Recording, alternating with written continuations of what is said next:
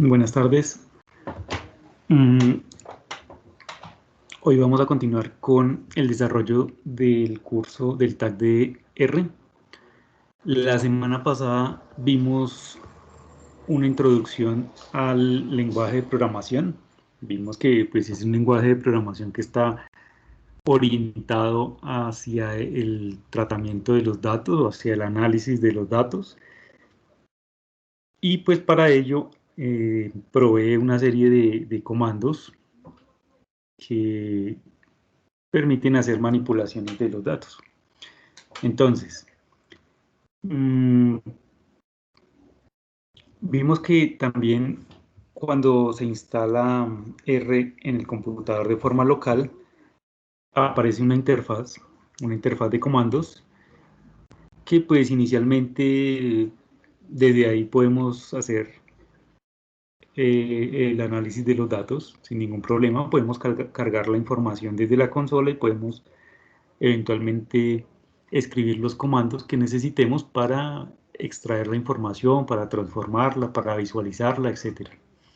Pero entonces, en algunos casos, cuando el programa ya es muy extenso, se dificulta mucho la tarea de identificar qué comandos se están ejecutando correctamente, si se están ejecutando en el orden en que se deben ejecutar, si las variables están tomando los valores que efectivamente deben tomar. En algunos casos hay funciones que tenemos que usar y no recordamos exactamente cómo son los parámetros o cómo es el nombre de la función. Entonces, son cosas que de pronto puede hacer que retrase el proceso de desarrollo si lo hacemos desde la consola.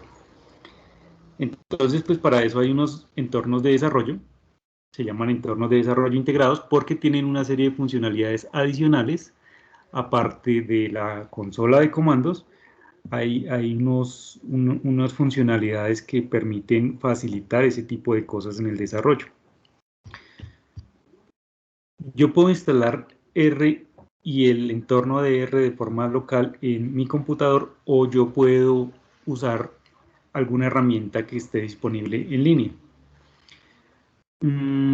Nosotros en la semana pasada vimos que en línea está esta herramienta que se llama RStudio Cloud, y esa herramienta nos permite efectivamente tener el entorno completo en línea, en internet, simplemente con el hecho de tener una cuenta o crear una cuenta. Entonces ahí uno crea una cuenta y ahí entonces podemos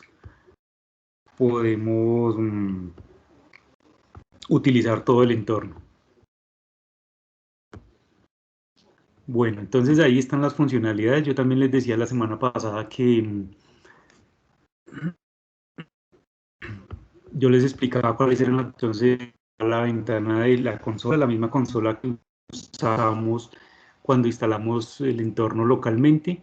Ahí podemos ejecutar los comandos de forma independiente, o incluso entonces podemos nosotros usar un código externo, escribir como un archivo externo que contenga todo el código, y simplemente sería como ejecutarlo y listo. Ahí estaría ya todas las instrucciones, y como ya hemos visto también, esas instrucciones se van a ejecutar de forma secuencial, una por una, línea por línea.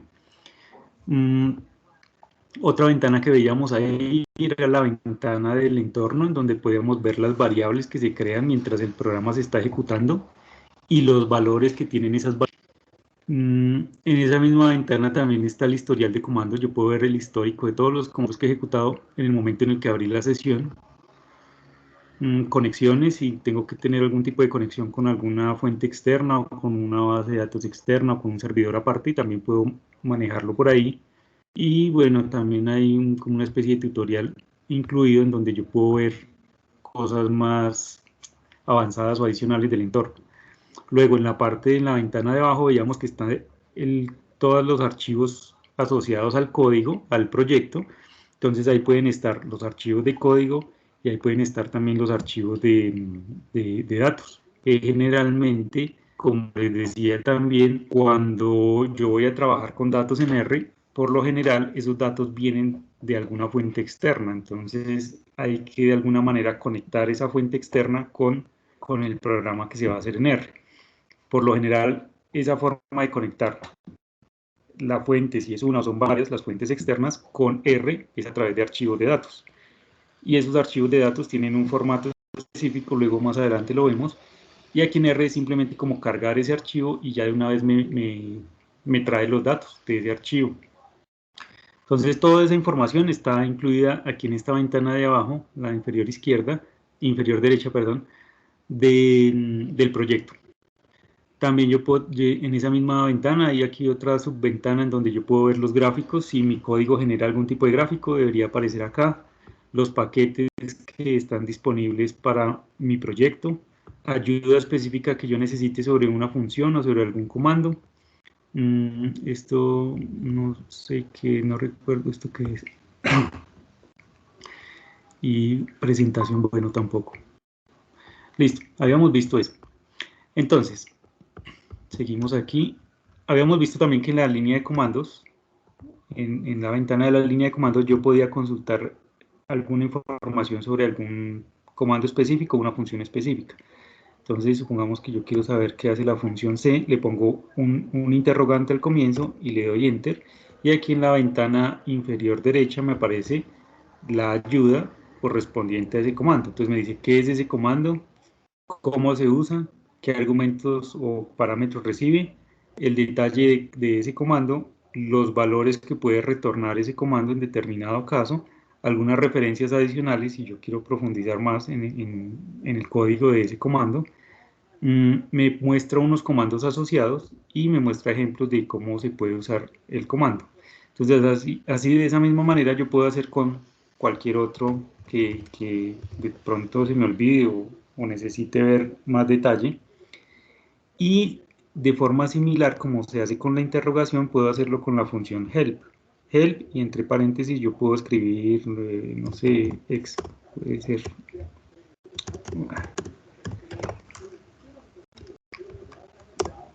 Doy Enter y lo mismo. Entonces en la ventana me aparece la ayuda correspondiente a ese comando. Entonces son similares. Luego entonces ya viendo los comandos, vimos que pues las variables no es necesario declararlas. Eso sí ya nos había quedado especificado desde el primer curso que hicimos. Las variables no es necesario declararlas. Tampoco es necesario ponerles un tipo de dato. Entonces no es necesario decir esta variable que yo voy a crear va a ser de tipo entero o va a ser de tipo cadena de caracteres, no. Simplemente yo pongo un nombre y a ese nombre le asigno un valor. En el momento en el que yo le asigne un valor en R a una variable, en ese momento, perdón, en ese momento la variable se crea. Antes no. Entonces, aquí en R yo les había mostrado que yo puedo seleccionar solo las líneas de código que quiero ejecutar del código y aquí con run se ejecuta solo la línea que seleccioné. Y aquí en la consola aparece específicamente la línea que se ejecutó y el resultado. Ahí lo que yo estoy haciendo es creando una variable que se llama x y que va a tener el valor del resultado de la operación 5 más 1. El resultado de la operación 5 más 1 es 6, entonces ese 6 va a ser el valor que va a tener la variable x. ¿Cómo veo esa variable? Bueno, en la medida en la que yo vaya ejecutando el código, yo voy a poder ver que las variables van a ir apareciendo aquí en la ventana superior derecha. Aparece el nombre de la variable y el valor que tiene en ese momento. Entonces, pues aquí yo puedo verificar que efectivamente x ya se creó y tiene un valor 6. Si yo lo quiero imprimir por la consola, simplemente escribo el nombre de la variable, le doy Enter y ahí también sale el valor que tiene esa variable. Bueno, entonces de esa manera es que se crean las variables y de esa manera es que se asignan los valores a las variables. Recuerden que aquí la asignación es con este símbolo, el menor que y el menos van pegados, como si fueran un único símbolo.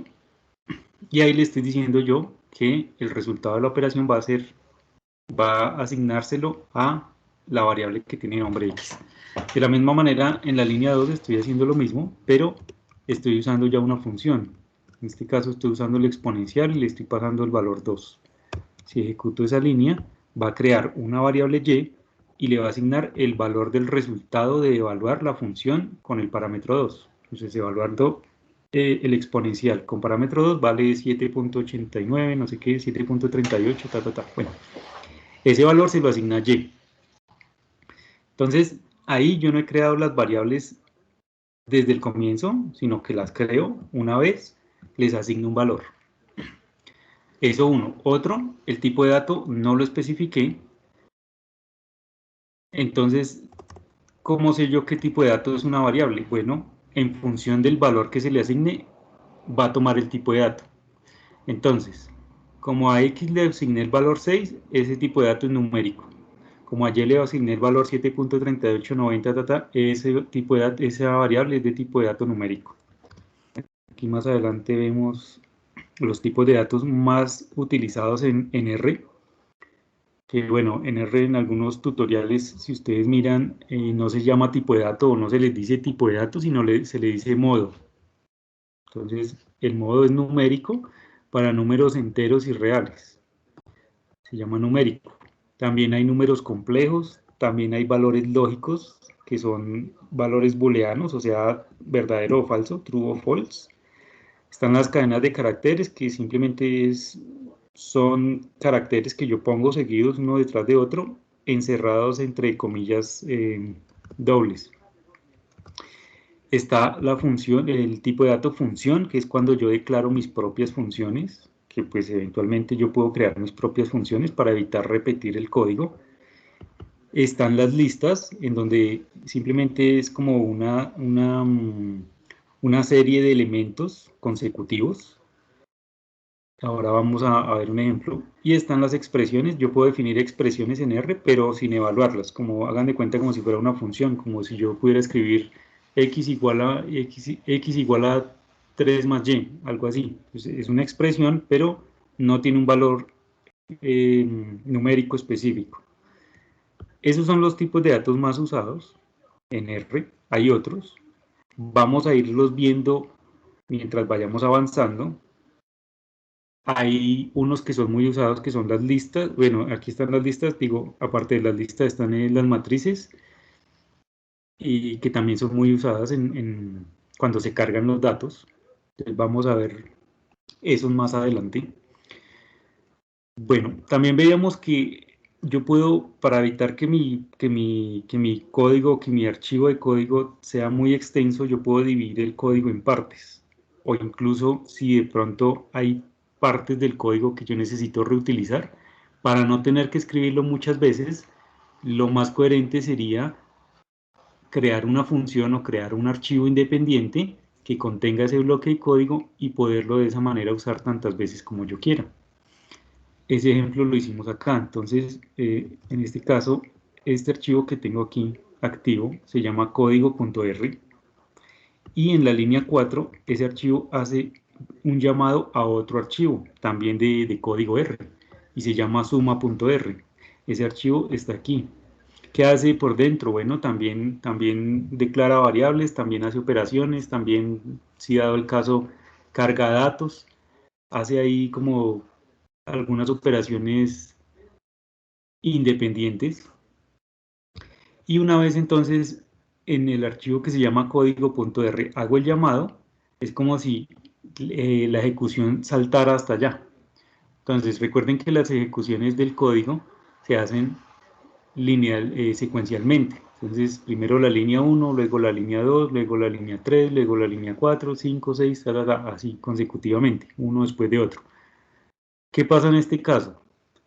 Se llama, el compilador ejecuta la línea 1, luego ejecuta la línea 2, luego va a ir a la línea 3, bueno, no hay nada, está vacío, pasa a la línea 4, y cuando pasa a ejecutar la línea 4, lo que hace es saltar a este archivo y ejecutar lo que hay aquí adentro. Empieza a ejecutarlo secuencialmente. Supongamos que yo tengo esto así, y luego esto así.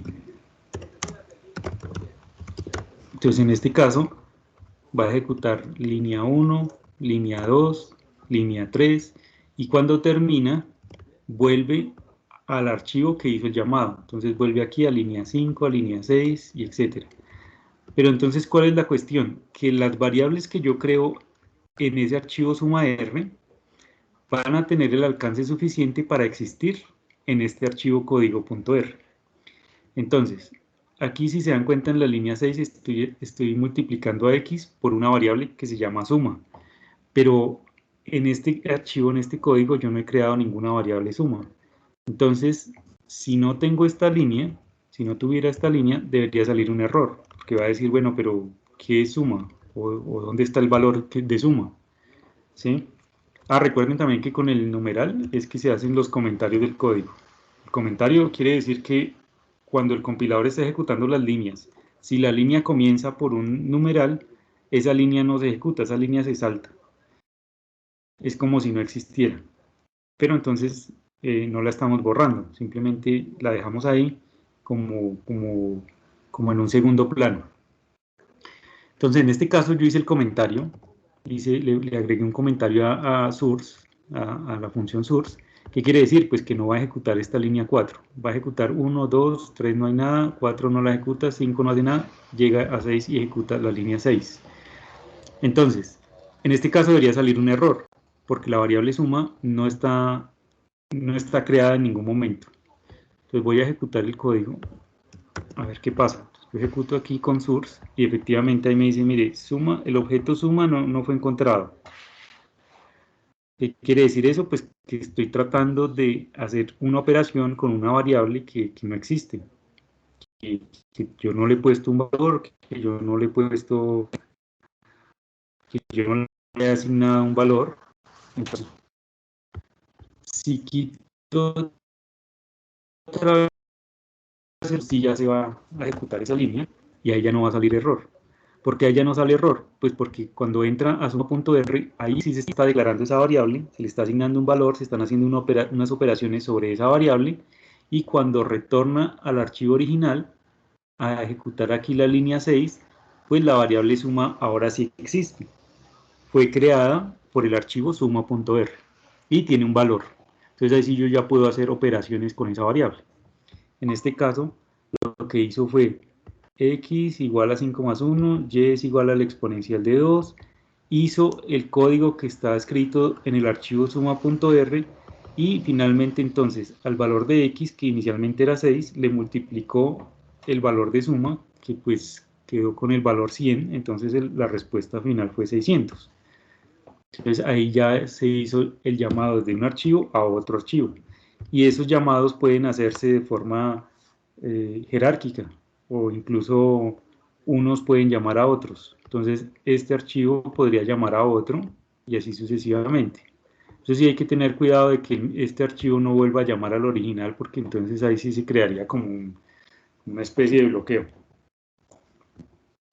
La idea con esto es simplemente que yo tenga un código y yo pueda reutilizarlo sin tener que escribirlo varias veces. Yo puedo escribir aquí otra variable, pongamos x2, y a ese le voy a asignar el valor que venga en suma, puede ser.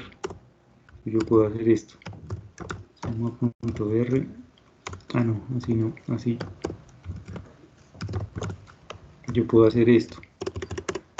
Entonces en ese caso estaría ejecutando dos veces el mismo código en la línea 4 y en la línea 9, pero no lo estoy reescribiendo, sino ya está ahí. Entonces yo lo puedo usar tantas veces yo quiera. Perdón, aquí lo hice al revés. Así. Entonces yo puedo usar ese código tantas veces yo quiera, en cualquier parte de mi código original, de mi archivo fuente original. Bueno,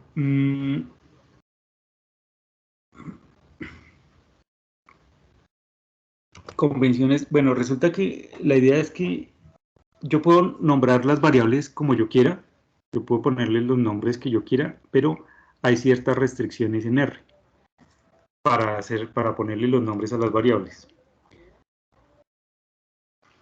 Aquí dice, los nombres de las variables permitidas en R contienen las letras del alfabeto de A a Z y también las mayúsculas de A a Z y las cifras del 0 al 9.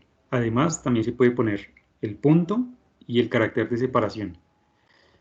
En algunos casos también es posible poner acentos, sea, ponerle tilde a las palabras, pero pues no se recomienda porque, por cuestiones de compatibilidad.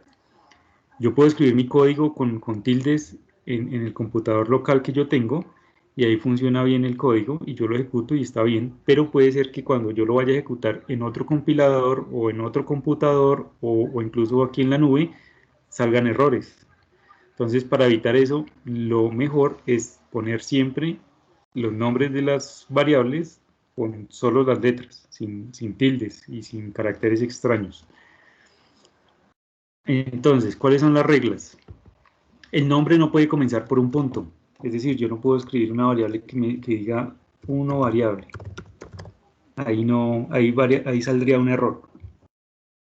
1 variable, o 2 o 10, o bueno, lo que sea. Un número no puede arrancar como nombre de una variable, no puede ser el primer carácter del nombre de la variable, no puede ser un número. Ahí sale un error. Debería salir un error. Sí, efectivamente. Dice, no, mire, no puede, eso que usted escribió ahí, el compilador no lo entiende. Entonces dice, no, error. El nombre puede comenzar por un punto, pero en ese caso el segundo carácter puede ser un número. O sea, como así, pues yo puedo escribir algo como punto variable, si yo quiero, no hay problema, funciona. Pero si yo escribo punto 1 variable, ahí ya hay error, allá sale error. No se puede escribir así. Entonces efectivamente ahí sale error. Mientras que si pongo punto y otra cosa, entonces ahí sí ya está bien. Bueno, tendría que ponerle aquí un valor. Entonces ahí sí ya no salen errores, ahí sí funciona bien. Ahí lo permite hacer. Entonces, si yo quiero por alguna razón ponerle nombres a mis variables que empiecen por punto, lo puedo hacer, pero el siguiente carácter después del punto no puede ser un número. Es la restricción que hay ahí. Ahora, los nombres son sensibles a los caracteres en mayúsculas. Es decir, que X es diferente a X. Entonces, si yo tengo una variable que se llama variable y le pongo un valor, es diferente a otro que se llame variable. En este caso me saldría un error, porque el compilador va a decir, listo, ahí está el error, variable no lo encontró. ¿Por qué si yo la declaré aquí arriba? No, es que aquí arriba la declaré todas minúsculas y aquí abajo estoy intentando imprimir con la B mayúscula. El compilador entiende eso como variables diferentes. Entonces hay que tener cuidado cuando yo escribo los nombres de las variables, tienen que ser exactamente de la misma manera. Si son mayúsculas, mayúsculas, si son minúsculas, minúsculas. Si es una mayúscula y la otra minúscula, bueno, tiene que estar exactamente igual, en el mismo orden, porque si no el compilador no lo va a entender. O de pronto va a sacar errores o va a mostrar información que no es. Los nombres tienen que ser exactamente iguales, tienen que coincidir. El nombre de la variable no puede ser igual al nombre ya utilizado por R. Resulta que R pues tiene unas funciones, como ya hemos visto, unas funciones específicas como source, como exp, como, bueno, aquí hay otras, c, q, t, c, todas estas son funciones propias de R. Entonces, lógicamente, si yo voy a ponerle nombre a mis variables, tienen que ser nombres que no coincidan con el nombre de una función que ya trae R por dentro. Pues si no, ahí sí ya habría problemas en cuanto a ambigüedad del nombre. Entonces, si yo nombro una variable igual a una función que ya existe, R no sabría qué hacer en dado caso de que yo vuelva a escribir ese nombre de variable. No sabe si estoy llamando a la función o si estoy llamando a la variable. Y ahí entonces, ahí no sale error, pero ahí es como si yo estuviera reescribiendo una función que ya existe. Y eso podría tener problemas si la necesito más adelante. Entonces yo no puedo, recomendable no ponerle nombres de variables iguales a las funciones que ya hay en R. Entonces esto no sale error, pero es como si yo estuviera reescribiendo la función que ya está. Y si necesito utilizar esa función más adelante, pues ahí van a haber errores, ahí van a haber problemas. Entonces es recomendable no ponerle el mismo nombre de una función que ya está. Esas se llaman pues palabras reservadas, porque son palabras específicas que están reservadas para el lenguaje de programación.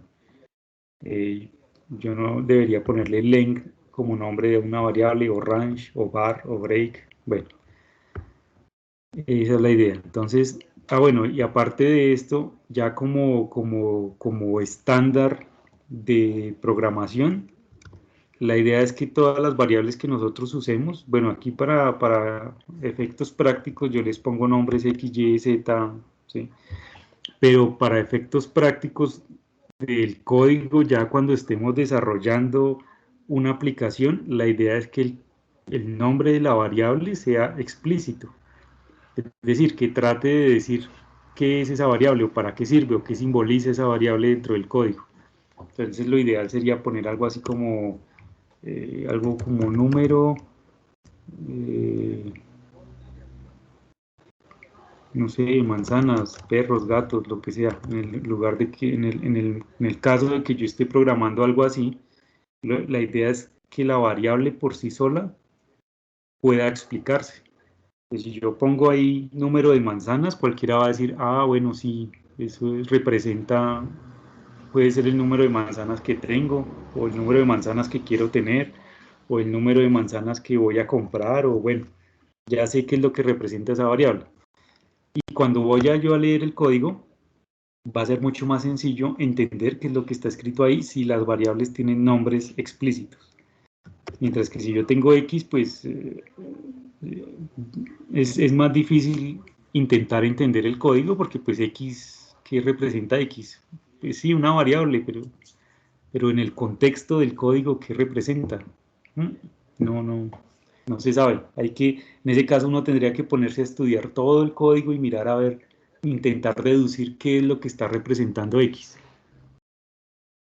Cuando el código es muy grande, esa no es la idea, porque pues cuando el código es muy grande hay muchas líneas de código, hay muchos archivos que se están conectando unos con otros. Entonces, si yo quiero entender el código, la idea es efectivamente que yo pueda leer el contexto del código sin necesidad de tener que analizar todos los archivos, todas las variables, todas las instrucciones una por una, sino que pues simplemente con las variables ya más o menos me esté dando una idea de qué es lo que hace ese código. Bueno, aparte, eso es, digamos que eso no es obligatorio, así como estas convenciones que estoy poniendo acá. Estas convenciones sí es obligatorio cumplirlas para que el programa funcione bien. La que les estoy diciendo de que el nombre de las variables sea un poquito más explícito, eso sí ya es como una convención informal, pero que ayuda mucho al momento de leer el código. Ya sea si uno está en un equipo de trabajo y hay muchas personas trabajando en el mismo código, pues lo ideal es que todos podamos entender el código de todos. Y de esa forma pues va a ser más fácil mantener ese código o ampliarlo o mejorarlo. Pero pues si no escribimos como muy explícito, pues va a ser mucho más difícil. Incluso si nosotros mismos tenemos códigos almacenados en nuestro computador local, es probable que estemos desarrollando el código y ahí nos funcione y listo y bien y lo dejamos ahí. Y pasa un tiempo, pasan 6 meses, un año y yo vuelvo a mirar el código y entender eso pues va a ser muchísimo más complicado si yo no pongo explícitamente los nombres de las variables. Otra recomendación también para intentar entender el código es poner comentarios. Ya vimos que es con el numeral, entonces yo puedo poner aquí algo así como este comando suma, no sé, las manzanas que tengo con las que compré, no sé, algo así.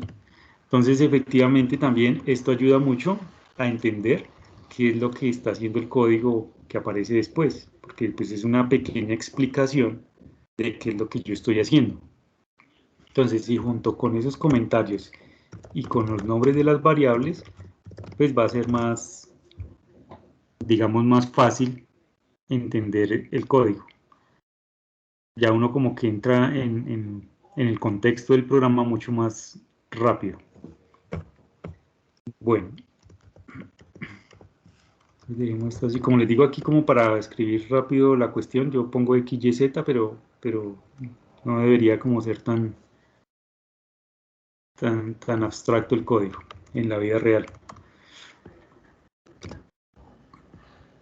Listo.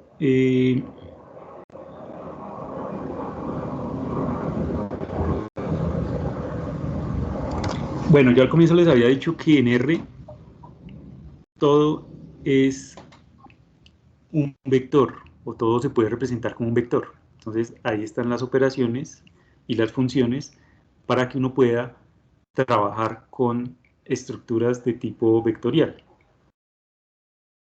Eso es lo que uno podría llamar como objetos en R. Entonces aquí dice, todo en R es un objeto, por lo tanto tiene mínimo un tipo de dato asociado y una longitud. Para conocer el tipo de datos de una variable, se utiliza la función mode, y para conocer la longitud se utiliza la variable len, la función len. Entonces yo tengo aquí unas variables ya creadas, son estas que están acá, suma variable, bueno, ese código ya lo tengo ahí. Si yo quiero conocer qué tipo de dato es una variable específica, entonces lo que tengo que hacer es simplemente, bueno, voy a volver a ejecutar aquí el código, eso.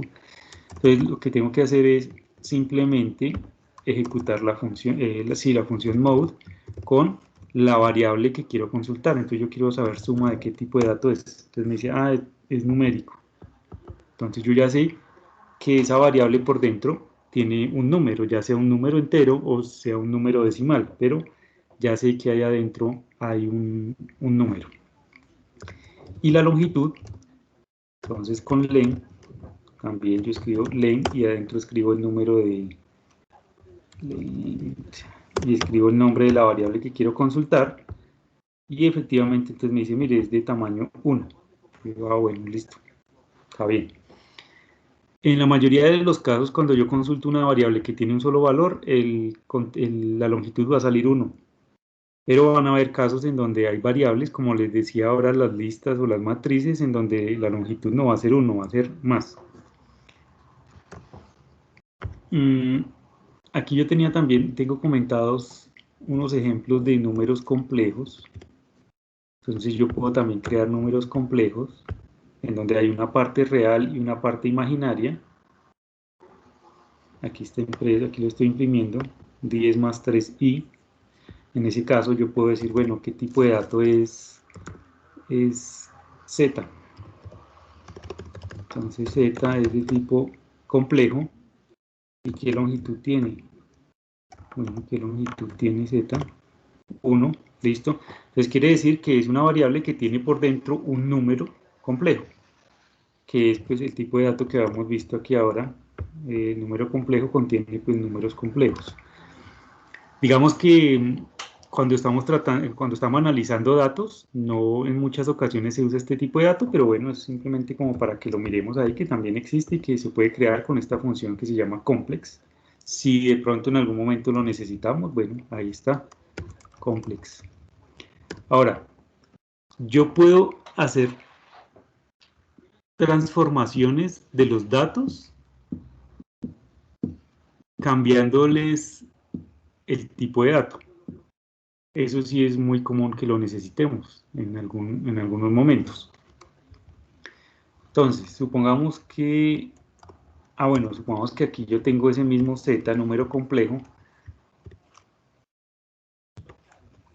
pero entonces yo lo que necesito es un número decimal o un número entero.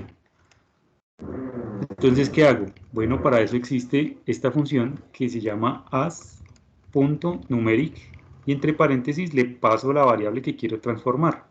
Entonces, ¿qué es lo que hace esa función? Toma el parámetro, la variable que recibe como parámetro y la transforma para volverla el tipo de dato según como aparece en la transformación que estoy haciendo. Entonces, vamos a ejecutarlo así. Listo. Entonces ahí me salió como un mensaje no es un error, sino que como una advertencia. ¿Por qué salió esa advertencia? Bueno, vamos a verlo. Si yo imprimo Z, Z es un número complejo, ya sabemos, mod Z, Z ya sabemos que es complejo, pero acabé de hacerle una transformación a Z, aquí en la línea 15. ¿Qué transformación le dice? Bueno, tome ese número complejo y devuélvame un número, un número que no sea complejo, un número entero o un número decimal. Eso es lo que hace esa función. Entonces, ese valor lo devuelve y se lo asigna a una variable nueva que se llama Z2. Vamos a ver cuánto vale Z2. ¿Qué dice? Vamos a ver cuánto vale Z2. Z2 vale 10. ¿Y de qué tipo es Z2? Z2 es numérico exactamente. Entonces, lo que hizo fue transformar el número complejo en el tipo de dato complejo en tipo de dato numérico. Y entonces, ¿por qué me salió esta advertencia acá? Ah, porque es que a veces, cuando yo voy a transformar los datos de un tipo de dato en otro, hay información que se pierde. Y eso es lo que me está diciendo ese mensaje. Me está diciendo, mire, usted está tratando de hacer una transformación entre un número complejo, entre un tipo de dato complejo a un tipo de dato numérico. Y para eso es necesario eliminar la información que está en la parte imaginaria del número complejo. Entonces, lo que hizo fue borrar esto. Este 3 que estaba aquí antes, lo eliminó. Entonces, ahí se perdió esa información. Y eso es lo que me está diciendo ese mensaje. Me está diciendo, bueno, tenga cuidado porque la transformación se hizo, ¿sí? Pero en el proceso se perdió información. Y eso también puede pasar, supongamos, entonces supongamos que Z ya no es complejo, sino pongamos a Z como decimal, un número ahí cualquiera, y supongamos que lo que yo quiero es, bueno, pero ese es numérico también, bueno, ahí no se perdería información, que quedaría igual. A ver, veamos si yo puedo hacer esto.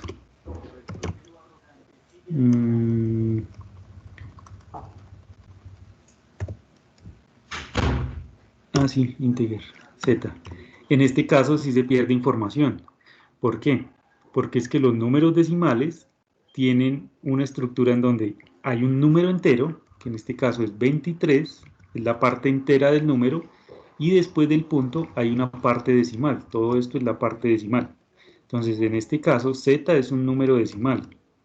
Si yo hago la transformación a un número entero, toda la parte que está después del punto se va a perder, se va a borrar. Entonces ahí también se estaría perdiendo información. Vamos a ver. Pues ahí no me mostró la sugerencia, la advertencia. Si se dan cuenta, ahí no me mostró ninguna advertencia, pero sí hizo la transformación. Z2 ahora vale 23. Y Z1 o Z vale 23.23, ta, ta, ta, ta. Entonces, en ese proceso de transformar el número de un tipo de dato en otro, se perdió información. Entonces hay que tener cuidado con eso. En muchos casos puede ser que nosotros necesitemos hacerlo, sí, está bien, pero hay que tener cuidado porque se puede perder información en el proceso, ¿sí? Entonces, bueno, aquí también podemos verlo en la ventana de variables. Z vale 23, 23, 25, ta, ta, ta, ta, y Z2 vale 23. Entonces todo lo que estaba, todos los números que estaban después del punto, toda esa información se perdió en el proceso. Pues para Z2, porque Z1, Z sigue teniendo el número completo. Si yo quisiera asignar ese valor a la misma variable, puedo hacerlo, pero entonces ahí sí la información se pierde totalmente, porque ahí en ese caso, sí, Z, si se dan cuenta, Z vale 23. Entonces, esta otra parte, 23, 25, 3, 44, eso se perdió en el proceso. Entonces hay que tener cuidado con esas transformaciones de información, porque no toda la información que está almacenada en una variable, dependiendo de un tipo de dato, puede entrar en otra variable, en otro tipo de dato diferente. Ahora, hagamos esto, a ver qué pasa. Yo puedo hacer, si en este caso, Z, voy a ponerle otros nombres, voy a ponerle aquí Z1 y aquí Z2 para ver la diferencia. En este caso, Z1 es una cadena de caracteres. Si yo pregunto aquí qué tipo de dato es Z1, me va a decir, mire, es un carácter.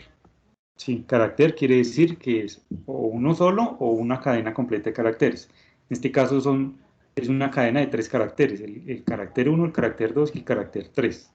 Ahora, si yo hago esa transformación de Z1 a entero, efectivamente lo paso a numérico y el valor corresponde al mismo que está dentro de la cadena de caracteres. Entonces hay que tener claro que es diferente escribir el número 1, 2, 3 dentro de comillas dobles y escribirlo sin las comillas dobles. O sea, es diferente poner esto a esto.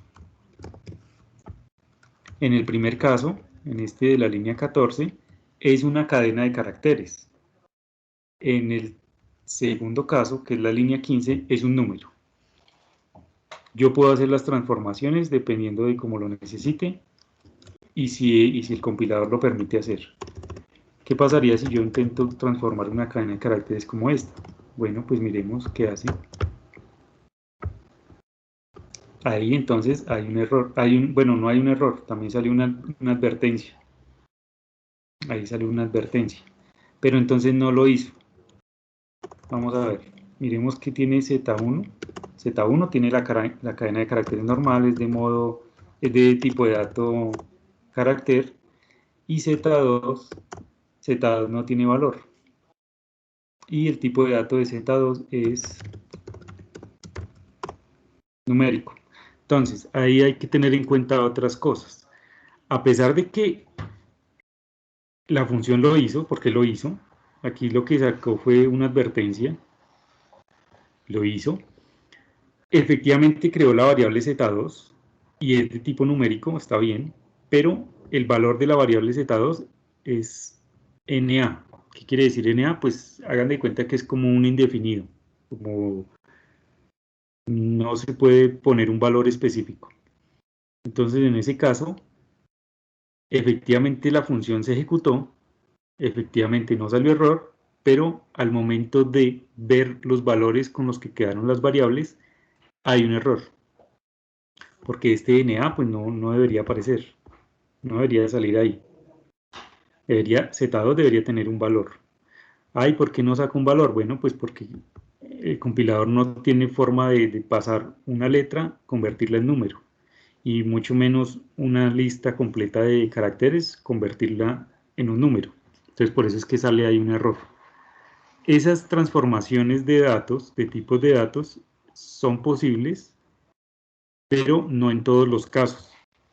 En este caso no fue posible. A pesar de que no salió error, no fue posible, porque la cadena de caracteres no puede transformarse en un número. No hay como una convención estandarizada que permita hacer eso. Mientras que si la cadena de caracteres es un número de por sí, en ese caso sí se puede hacer, porque simplemente yo sé cuáles son los números y lo que hago es ponerlos no como cadenas de caracteres, sino como números en una variable. En ese caso el compilador sí sabría qué hacer. Ese es un caso en el que hay que tener en cuenta que se puede producir un error. El otro caso que tenemos que tener en cuenta cuando hacemos transformaciones en tipos de datos es que lo que mirábamos antes, es posible que toda la información que tiene una variable no pueda ser almacenada en otra variable con un tipo de dato diferente. El ejemplo que acabamos de ver es un tipo de dato decimal no puede pasar toda la información a una variable de tipo entero, porque pues simplemente la variable de tipo entero no tiene la capacidad de almacenar toda esa misma información. Entonces, ¿qué es lo que hace el compilador? Pues la solución corta la información hasta donde pueda ponerla allá en esa variable de tipo entero.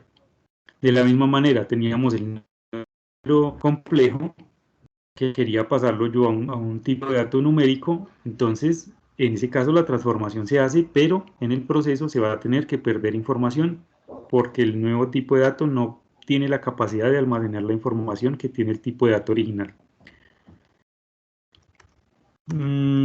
Bueno, eso es cuando yo quiero transformar la información que ya tenía de una variable en otra. cambiando los tipos de datos.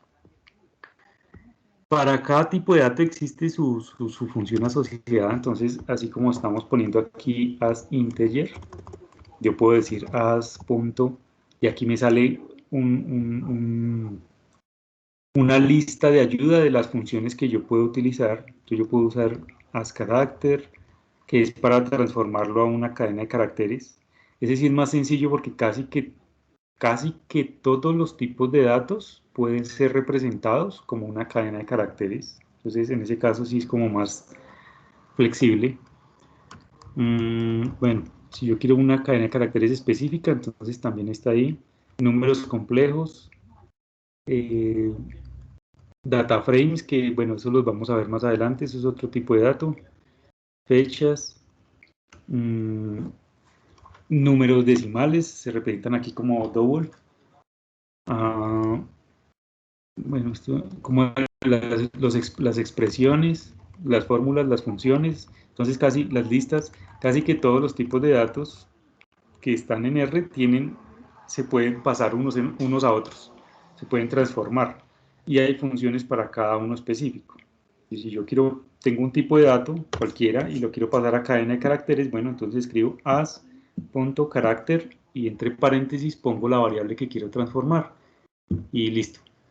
Ya después de hacer eso, tendría yo que mirar si efectivamente la información se pasó como yo esperaba, o hubo algún error, o hubo algún tipo de información que se perdió. Entonces, eso ya depende, pues, de lo que yo necesite hacer dentro del código.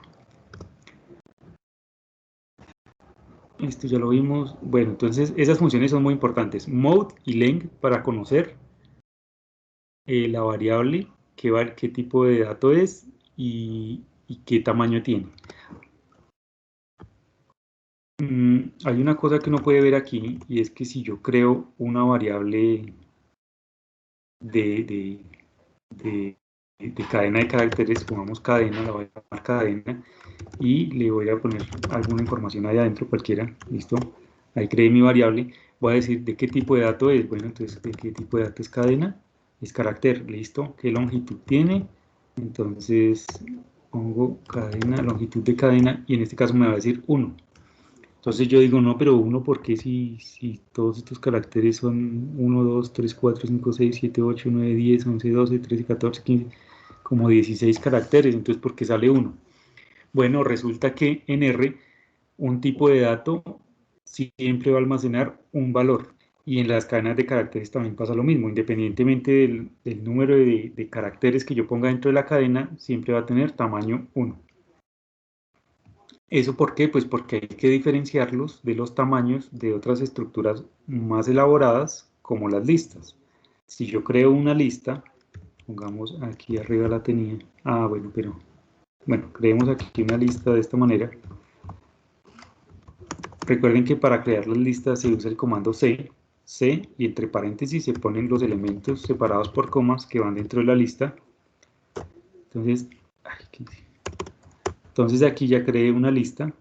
Si yo pregunto qué tipo de datos es esa lista, me va a decir que es numérico, porque contiene dentro solo números. Entonces es numérico. Ah, pero ¿qué longitud tiene? Bueno, en ese caso sí va a contar cada uno de los elementos. Me dice 6. Entonces el 2 es un elemento, el 4 es un elemento, el 5 es un elemento, el 7 es un elemento, el 8 es un elemento y el 1 es un elemento. Entonces, todos ellos juntos son 6. Ese es el tamaño de la lista. Si yo imprimo la lista, efectivamente me van a mostrar los 6. Esa es la diferencia que hay con la función longitud. Hay que tener en cuenta eso. La función longitud no solo me va a mostrar, la función longitud me va a mostrar los elementos que hay dentro de una estructura de datos. Si es un tipo de dato entero, si es numérico, si es un tipo de dato complejo, eso va a ser 1, porque esas variables están definidas para almacenar solo un dato. Ahora, si lo que yo quiero es mostrar una lista, mostrar la cantidad de elementos, entonces ese len funciona, pero si, si la estructura de datos almacena más información. Entonces, si es una estructura de datos más compleja, en este caso es una lista, y esa lista pues almacenando 6 elementos independientes. Y cada uno de esos elementos es un número. Entonces, por eso en ese caso sí sale 6. Si yo quiero saber cuál es el tamaño de una cadena de caracteres, en el caso de la cadena de caracteres que es como especial, hay otra función que se llama enechar. Entonces, esa específicamente sí me va a decir cuántos caracteres hay en la cadena. Recuerden que la cadena que creé es esta. Ahí hay 16 caracteres. Y para saberlo, usé la función enechar. Entonces hay que tener como... Hay que saber como la diferencia entre las dos funciones, len y enechar. Len cuenta solo cuando la estructura de datos es más compleja. En ese caso sí va a contar cada uno de los elementos que están dentro de esa estructura de datos. Pero cuando es un tipo de dato, una variable normal, una variable que contiene uno de los tipos de datos que ya vimos, numeric, complex, character, si es uno de esos tipos de datos, si es una variable, entonces siempre va a arrojar 1, independientemente del tamaño de la información que esté dentro de esa variable. Bueno, entonces esa es como la diferencia que dice acá. Un objeto puede tener un único tipo de dato, solo puede tener un único tipo de dato. Entonces, un objeto en este caso pues, puede ser una variable, solo puede ser de un tipo de dato. Entonces, la variable solo puede ser un numérica o solo puede ser cadena de caracteres, o solo puede ser complejo o solo un tipo de dato. No puede ser de varios tipos de datos al tiempo. Ahora, los tipos de datos numérico, complejo, lógico y carácter son los que se llaman los tipos de datos atómicos. Es decir, que solo contienen datos de un tipo. Esos tipos de datos son los que cuando uno escribe la función len, siempre le va a arrojar a uno el número 1, porque no va a almacenar nada más, 1. Mientras que los tipos de datos list o expression pueden contener dentro de sí objetos de otro tipo de dato. En esas estructuras de datos, si yo pongo len, ahí sí van a salir el número de los elementos que están contenidos dentro de esa estructura. ¿Qué más dice? La función typeOf permite obtener información más detallada del tipo de dato de un objeto específico. Bueno, ejecutémosla aquí a ver qué pasa, qué sale. Pongamos typeOf de cadena. Bueno, me sale lo mismo, typeOf de lista. Entonces aquí en lista ya cambió la cosa. Aunque la lista es... Bueno, la lista tiene todos los elementos igual, pues ahí no mostró mucho typeOf, no cambió mucho con respecto a mode. Entonces, veamos una lista un poco más elaborada y veamos aquí que sale typeOf.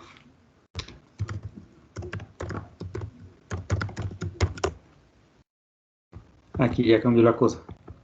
Entonces, bueno, vamos a ver esto. La función length retorna el número de elementos contenidos en un objeto. Ya vimos, pues casi siempre va a retornar 1, dado que pues el tipo de datos atómico, pero pues si la estructura es más compleja, pues va a retornar el número de elementos que están dentro de la cadena, o dentro de la estructura, perdón. Ahora, es importante ver que en R una cadena de caracteres siempre tiene longitud 1, porque tiene un solo elemento, pero si lo que se quiere es contar el número de caracteres que hay dentro de la cadena, se debe usar la función enechar, es lo que acabamos de ver ahora. Si yo pongo length en esta cadena de caracteres que se creó aquí, va a salir 1. ¿Por qué? Pues porque ahí esa variable está almacenando solamente una cadena de caracteres. Está bien. Ahora, si lo que yo quiero es saber cuántos caracteres individuales hay dentro de esa cadena, bueno, utilizo la función enechar. Ahí sí me va a contar C, A, D, E, N, A, espacio, D, E, espacio. Todo eso lo va a contar y ahí sí va a mostrar un solo número. En este caso, pues 20. Dice, también pueden utilizarse las mismas funciones para una lista de cadenas de caracteres. En este caso, entonces, se declara una lista. Veamos ese caso interesante acá.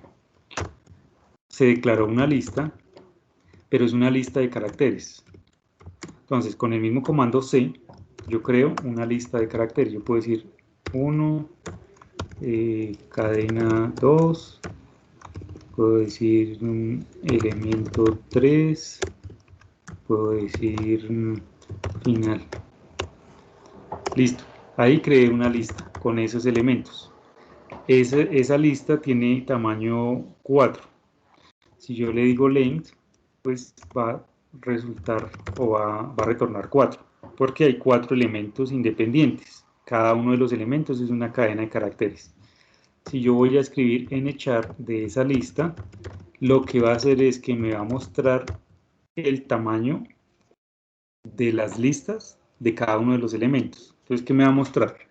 El tamaño del primer elemento es 1, el tamaño del segundo elemento es 1, 2, 3, 4, 5, 6, 7, el otro elemento es 1, 2, 3, 4, 5, 6, 7, 8, 9, entonces me va a mostrar 1, 7, 9 y 1, 2, 3 y 5, 1, 7, 9, 5 tendría que mostrarme ahí. Ahí está, correcto, 1795, que es el tamaño de los caracteres que hay dentro de cada una de las cadenas que componen a la lista. Esa es la diferencia entre esas dos funciones. Hay que tener en cuenta eso. En muchos casos una variable puede existir, pero tener un contenido vacío, en cuyo caso la longitud es 0. Entonces, para esos tipos de datos atómicos, cuando yo ejecute la función len, yo voy a poder obtener dos posibles resultados, o 0 o 1. 1 quiere decir que hay algo en esa variable, hay almacenado algo en esa variable. Y si obtengo como resultado 0, quiere decir que esa variable existe, fue creada, pero no tiene ningún valor asociado. Vamos a crearlo acá. B es numeric de 0 y luego miramos la longitud de B. Entonces ejecutamos esto aquí. Listo. Ahí está. Si yo miro aquí, pues longitud va al 0. Aquí creé la variable. Se creó y cuando le pregunté la longitud, pues dio 0. ¿Por qué? Porque la variable se creó, pero no se le asignó ningún valor. Simplemente con esta instrucción que dice numeric y entre paréntesis 0, lo que se hizo fue decirle, bueno, créeme esa variable, pero no le ponga ningún valor adentro. ¿Listo? ¿Y cómo validamos también eso? Aquí cuando miramos las variables que están en nuestro programa, efectivamente dice, mire, la variable b existe, es numérica, pero está vacía. Entonces no tiene nada ahí adentro. Es importante eso, saber que cuando la longitud de la variable es 0, es porque esa variable está ahí, existe, pero no tiene ningún valor asociado. ¿Y eso por qué se da? Bueno, de pronto en algún momento yo necesito crear una variable que a través de su contenido me indique algo. Entonces es probable que yo cree la variable vacía y si se cumple una cierta condición dentro de mi programa yo le asigno un valor y si no se cumple pues la dejo así como está. Entonces más adelante en el programa yo puedo decir, ah bueno, ¿esa variable tiene un valor? Sí. Ah bueno, entonces quiere decir que se cumplió alguna condición arriba antes, o si la variable está vacía quiere decir que no se cumplió la condición que yo esperaba, entonces saco un error o saco algún mensaje. Bueno, eso depende más como de la lógica del programa que yo esté haciendo. Pero pues digamos que es útil crear en algunos casos variables vacías porque sirven como indicadores, variables indicadoras. Ay, ¿por qué no le ponemos un -1 y así podemos después preguntar si es -1 pasó esto y si no es -1 pasó lo otro?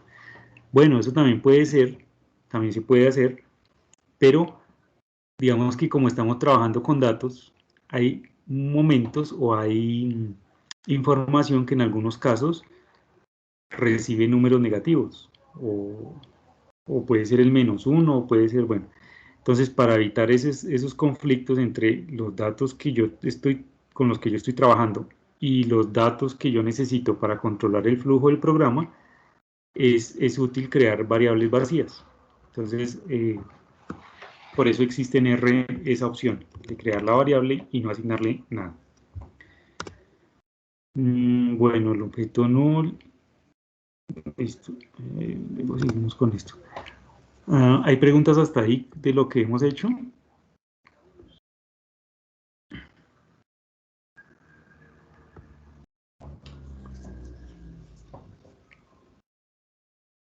En este caso, pues estamos trabajando con tipos de datos hasta ahora, con variables, con tipos de datos.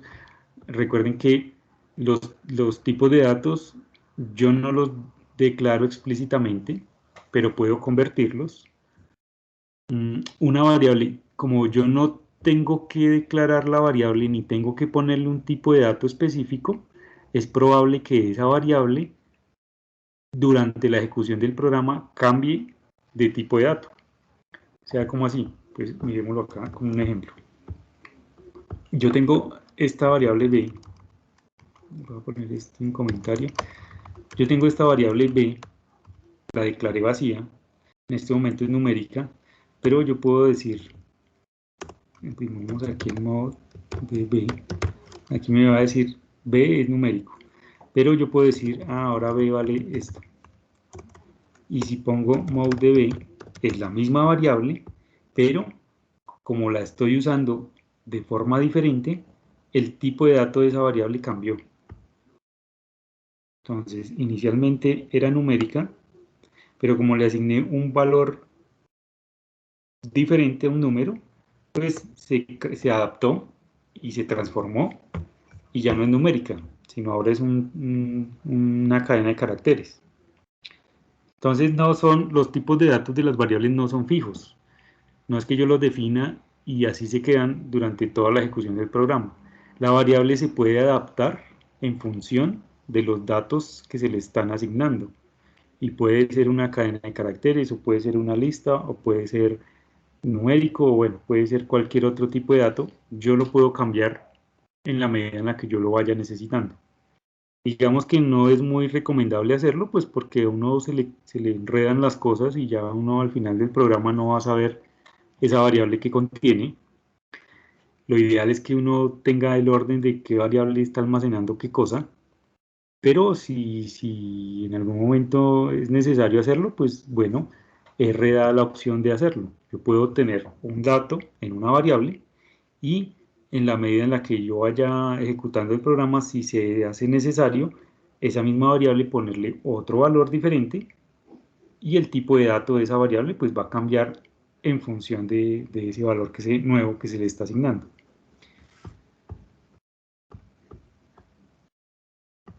Entonces hay que tener cuidado con eso porque si yo estoy usando funciones,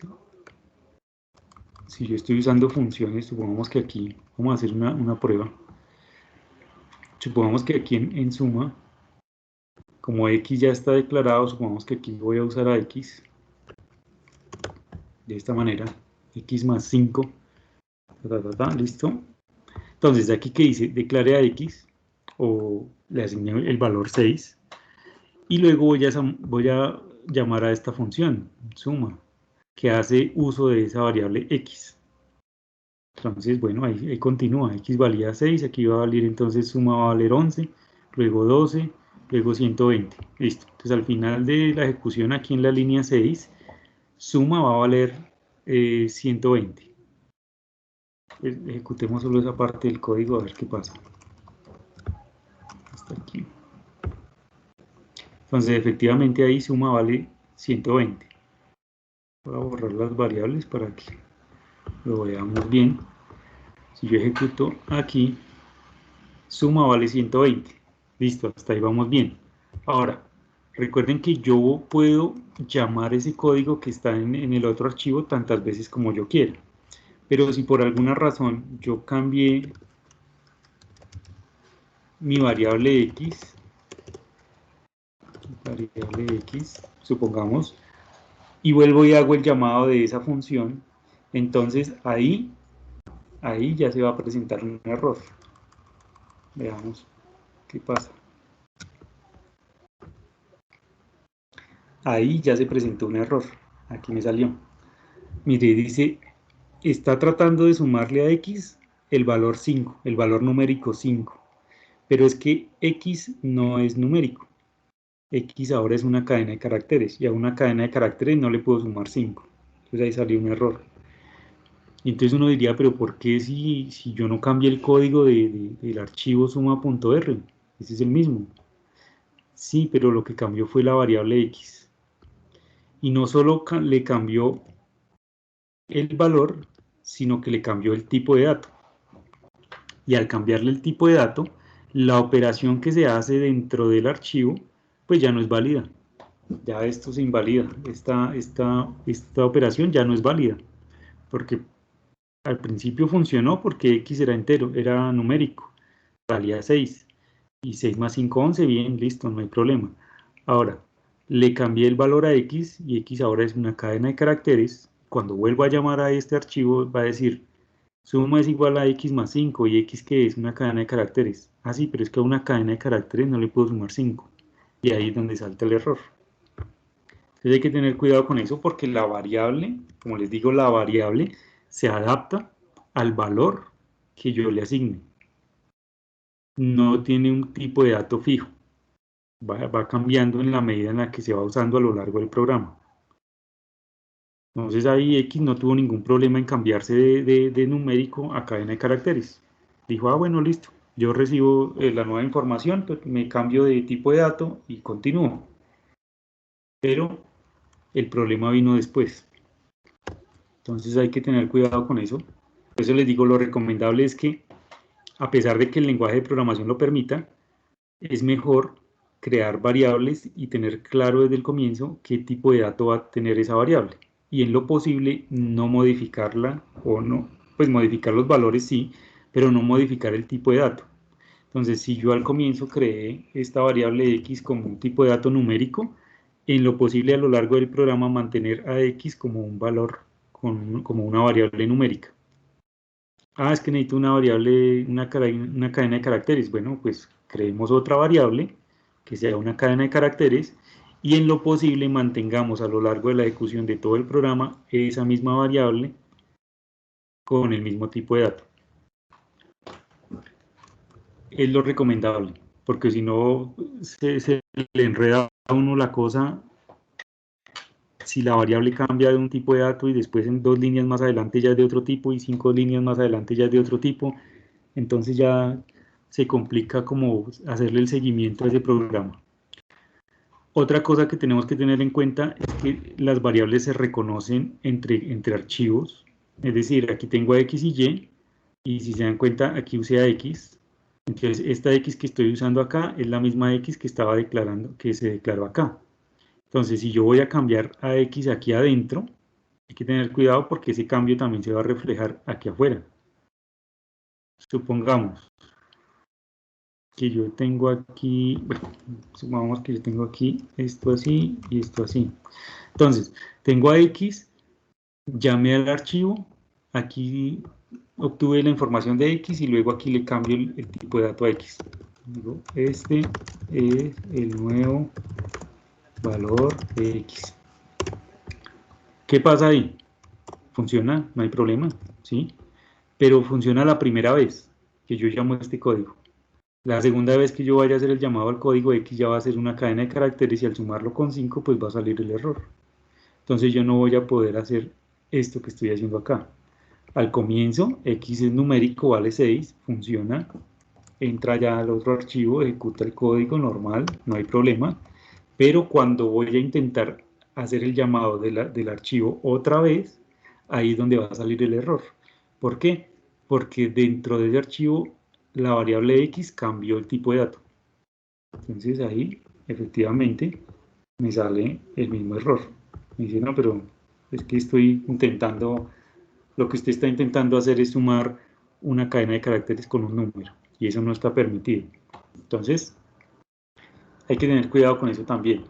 Si yo cambio aquí las variables, ese cambio va a verse o va a impactar en el código principal si es que estamos usando los mismos nombres de variables. Entonces, en lo posible, cada variable que sea independiente y que tenga su tipo de dato bien definido desde el comienzo, para poder hacer las operaciones sin problemas. Bueno, ¿hay preguntas hasta ahí, hasta ahora?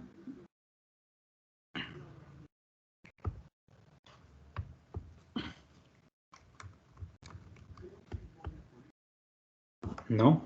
Bueno, también hay otras funciones que nos permiten ver, eh, o más bien, pues no tanto ver, sino que retornan información respecto al tipo de dato que nosotros queramos consultar. Supongamos este caso. Aquí estoy preguntando si la variable z es numérico, con esta función is.numeric, y entre paréntesis le paso la variable que quiero preguntar, z. Bueno, en este caso sería z1 porque z ya lo borré. Z1 es numérico, es lo que le estoy preguntando ahí, el compilador. Y como respuesta voy a poder tener un número lógico, un tipo de dato lógico. Entonces voy a poder tener verdadero o falso. Entonces ejecutemos esto, a ver qué pasa. En este caso estoy obteniendo falso. Z1 no es numérico. Bueno, ¿y para qué me sirve eso? Eso me va a poder servir también como mecanismo de protección para ejecución del código. Si yo necesito ejecutar un código, supongamos la suma de dos variables, necesito que esas dos variables sean del mismo tipo de dato para poder sumarlas o para poder ejecutar el operador entre ellas. Entonces lo lógico es que yo antes de hacer la operación, porque pues si la hago así de una vez me va a salir el error, así como me estaba saliendo ahora, me sale un error en rojo y el código deja de ejecutarse ahí. Dice, no, aquí sale un error y hasta ahí ya se ejecuta y no hace más nada. Entonces, ¿cómo puedo yo proteger esas ejecuciones o esas operaciones? Preguntando antes de hacer la operación. Si yo, supongamos que yo tengo en mente sumar dos variables numéricas y que el resultado sea otro número, entonces lo lógico es que antes de hacer la operación yo pregunte, ¿mi variable 1 es numérica? Sí. Ah, bueno. ¿Mi variable 2 es numérica? Sí. Ah, bueno. Entonces, si las dos son numéricas, puedo hacer la operación que viene a continuación. Y ahí sí la hago.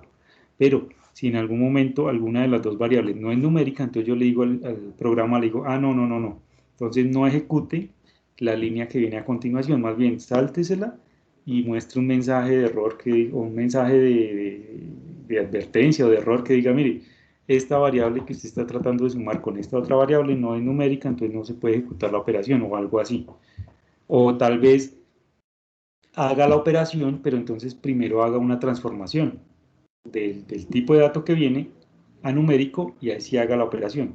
Entonces eso va a servir para bloquear un poco esos errores y para controlarlos en determinado caso que lo necesitemos. Y también, así como en los otros tipos de datos, hay una función para cada tipo. Entonces puedo preguntar yo si una variable es una lista, si es una lista de caracteres, si es un número complejo, si es un número real, etcétera. Bueno, aquí hay muchos otros, si es una matriz incluso, si es un tipo de dato lógico, y en cualquiera de los casos, lo que va a hacer el compilador es evaluar la variable y decir verdadero o falso. Ya dependiendo del resultado es que yo hago la operación. Más adelante nosotros vamos a ver estructuras, estructuras lógicas condicionales en donde precisamente vamos a poder tomar la decisión de si se ejecuta un bloque de código o se ejecuta otro, dependiendo de ciertas condiciones que nosotros evaluemos. Entonces, para eso es importante conocer este tipo de funciones. Estamos evaluando, en este caso, si la variable z1 es un número. Si sí, sale verdadero, si no, pues sale falso. En este caso z1 es una cadena de caracteres, entonces yo podría preguntar, ¿es una cadena de caracteres z1?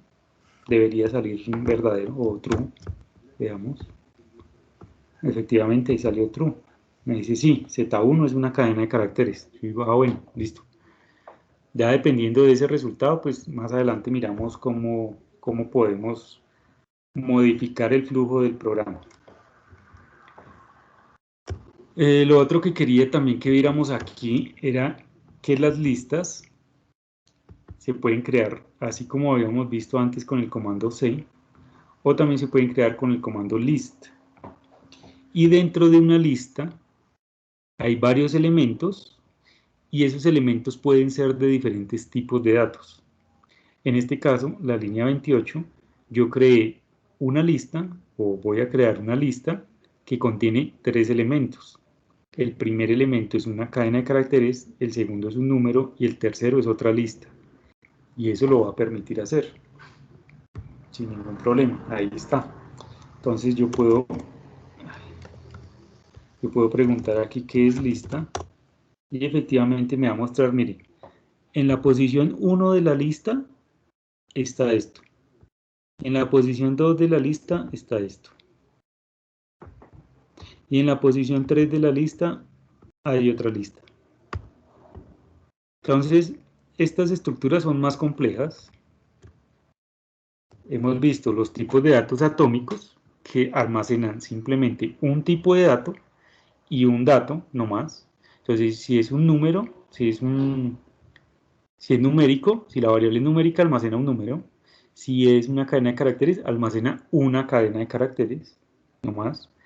Pero si es una lista, que es un tipo de estructura de datos más complejo, permite almacenar de forma dinámica muchos elementos agrupados en una misma variable, pero esos elementos son todos, pueden ser todos del mismo tipo de dato o de diferente tipo de dato. No hay problema, la lista lo permite hacer. Ahora, nosotros podemos ver esa lista como si fueran casillas conectadas entre sí. Dan de cuenta, a ver, yo pinto por aquí algo. Supongamos esa lista que acabamos de crear ahí. Esa lista, entonces yo la puedo ver como algo así, como una estructura de datos que está de esta manera, en donde el primer elemento es una cadena de caracteres que es lista. Entonces, el primer elemento es ese. El segundo elemento es un número. Es este, 4, 2, 3. Y el último elemento es otra lista. Entonces podemos verlo como que dentro de la última casilla de mi lista hay otra lista. Y esa otra lista entonces tiene por dentro 3 elementos, que son 1, 2 y 3. 1 está aquí, el 2 está aquí, y el 3 está aquí. Listo. Ahora, yo puedo acceder a cada uno de los elementos. Bueno, esto es una misma estructura y todo se llama lista. Pues yo le puse ese nombre. Y entonces, cuando yo hago referencia a lista, estoy haciendo referencia a todo este bloque, toda la información completa. Si yo quiero hacer referencia a cada uno de los elementos, entonces yo puedo hacer referencia a los elementos, a cada uno, a través de los índices de la lista. En este caso empieza en 1, en 2 y 3. Entonces, si yo consulto la primera posición de la lista es esto, la segunda posición de la lista es esto, y la tercera posición de la lista es esto. Entonces yo puedo imprimirlo acá. Pongamos lista, esto creo que es así, no recuerdo. Sí, entonces si pongo lista, el nombre de la estructura, y entre paréntesis cuadrados pongo el índice que quiero consultar, me aparece efectivamente la información que hay allá adentro. Entonces es diferente si yo pongo solo el nombre de la lista, porque me va a aparecer toda completa, todo lo que hay ahí. Si yo quiero solo saber qué es lo que hay en la primera posición, pues pongo entre paréntesis cuadrados 1 y me va a aparecer pues lo que hay ahí adentro, o sea, solo esto. Si quiero solo lo que hay en la posición 2, pues me va a aparecer el número 4, 2, 3, este nomás. Y si quiero ver lo que hay en la posición 3, pues me va a aparecer la lista, esta, 1, 2, 3. ¿Listos? Como esta estructura admite otras estructuras dentro de sí, como en este caso en la posición 3, yo puedo acceder también a cada uno de los elementos de esta lista que está dentro de forma individual. ¿Sí? ¿Cómo lo hago? Bueno, creo que esto es así. No. Esto era...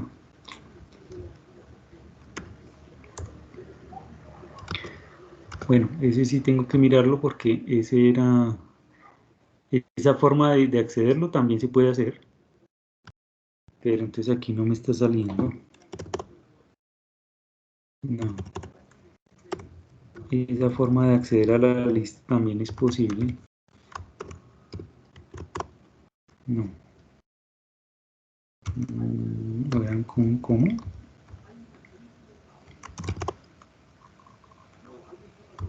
No. Bueno, sí tendría que mirarlo y después miramos bien en detalle cómo es. Entonces, hay que tener claridad de eso. Los tipos de datos atómicos simplemente almacenan un dato específico de un mismo tipo de dato y solo un valor. Y las estructuras más complejas pueden almacenar varios elementos agrupados dentro de dentro de una misma variable, y además esos elementos agrupados pueden ser de diferentes tipos de datos. Entonces, esa es la ventaja. Digamos que también para cuestiones del orden de la creación de estas estructuras, pues uno podría preferir que todos los tipos de datos fueran iguales, pero pues hay casos en los que no.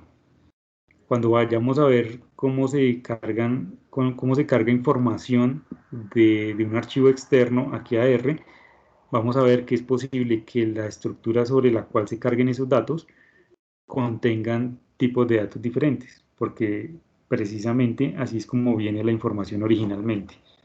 Yo creo que por aquí tengo un ejemplo, sí. En este caso yo tengo este ejemplo de estos datos, esto es un archivo externo, y si se dan cuenta, lo ideal es que yo cargue toda esta información en R para después poderla analizar.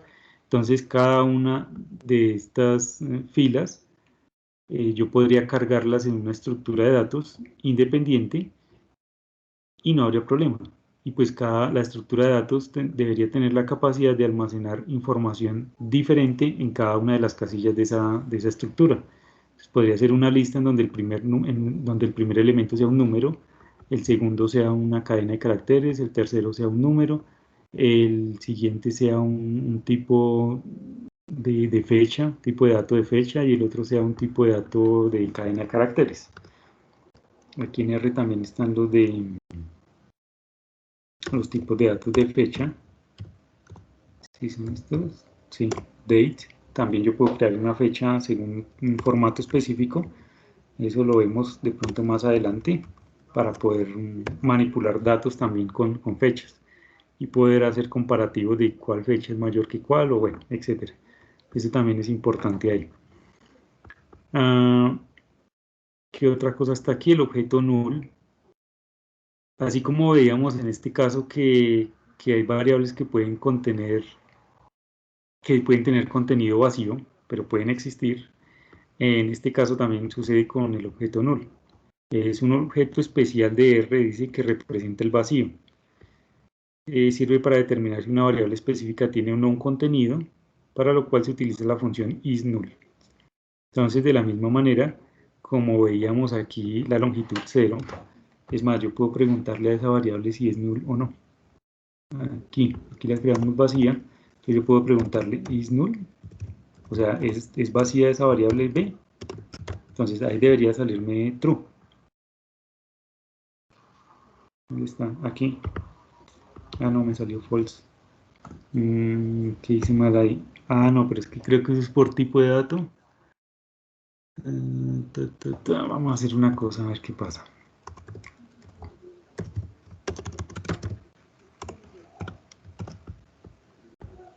Aquí sí salió true. Bueno, entonces, es diferente.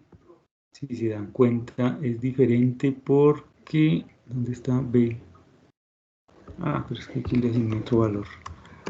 Si se dan cuenta, es diferente porque al principio, cuando yo creé la variable, exacto, cuando yo creé la variable de esta manera, la creó y la creó vacía. Pero en ese caso,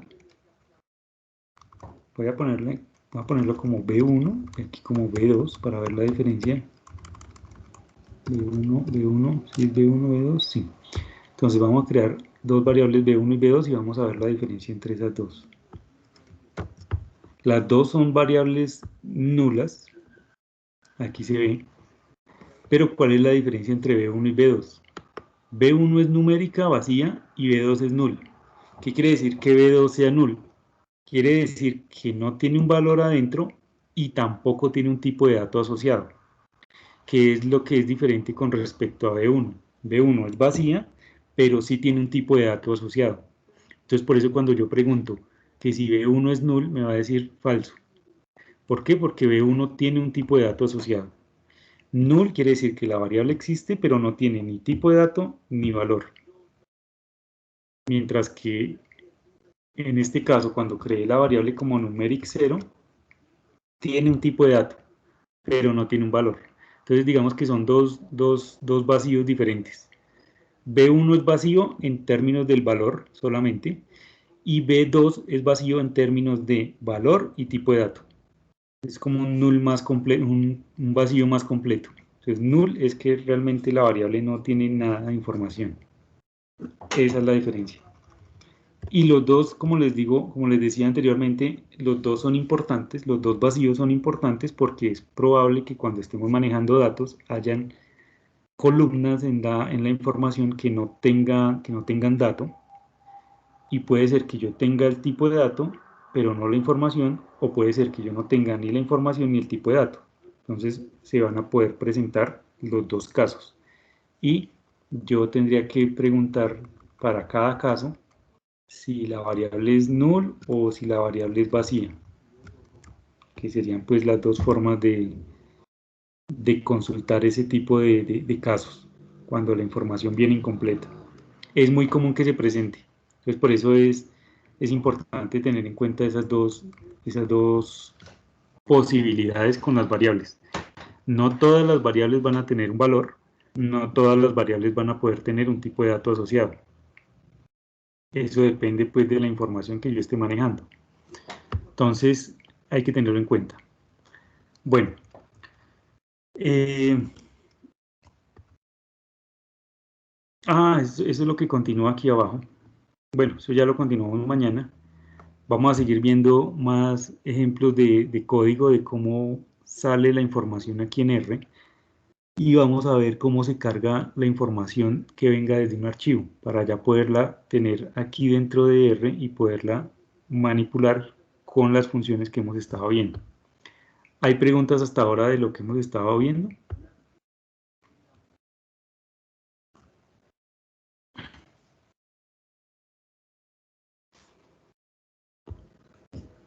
¿No? Bueno, entonces nos vemos la siguiente sesión, que es mañana, y continuamos con esto de la información incompleta, que es lo que continúa aquí en el curso, y vamos a ver cómo cargar datos de archivos externos. Pues primero tendríamos que ver el formato y luego tendríamos que ver qué funciones utilizar en determinado caso para cargar el formato específico. ¿De acuerdo?